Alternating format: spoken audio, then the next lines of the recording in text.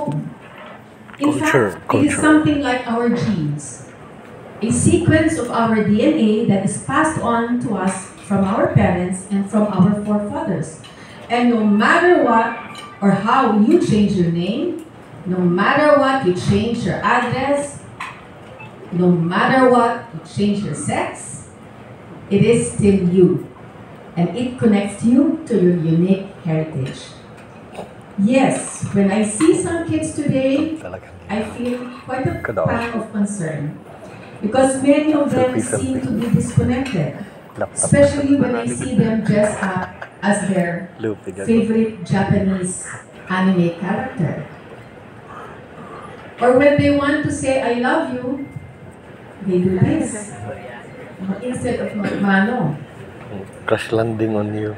While it is crucial to embrace global influence, it is very important that we should also know by heart our own rich cultural history. During my tenure as a mayor in Palok, I realized how rich the culture and heritage of this town was, but very few knew about it. One of the people I have talked to about the history of Palok is Mel Vigilante. She has a lot of stories about Palok, especially that she is a descendant of a very famed composer of Palok. I had limited resources in knowing more about the history and story of Palok. How much more the generation after us? Therefore, this led me to the creation of a coffee table book with the help of our very own historian, Dr. Rolly Boranaga, and of course other resource persons. It is titled Palok, Paglantaw ng Pagsubay, or Reminisce and Trace.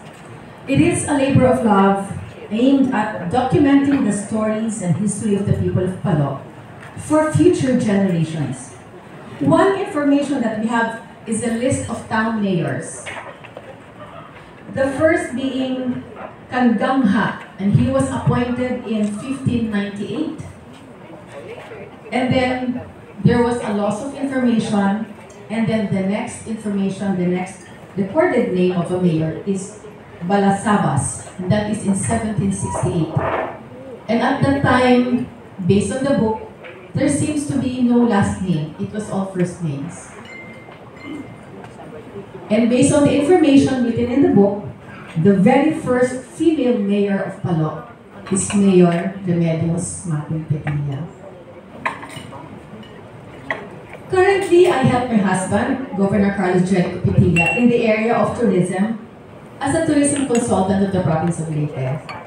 Again, I'm not an expert in tourism, but I just base it on from my own personal experience. And I am thankful that as I help the province in tourism promotion, I am also able to pursue my advocacy in promoting our culture as well. Because really, tourism and heritage and culture, they go hand in hand. Tourism nowadays no longer look for beach sceneries. They're equally interested to know and learn the culture of a place. At this point, I'd like to share with you in one of my travels. This is in Bosnia.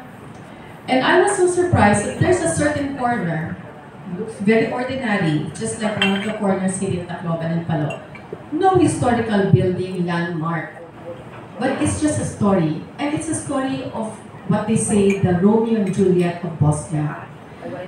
You know that the war in Bosnia is the war against the Muslims and the Christians.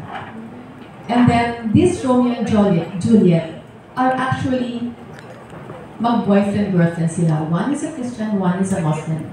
And when the war broke out, they agreed to meet in that corner so that the girl will go with the guy and then they will run away and hide in the mountains.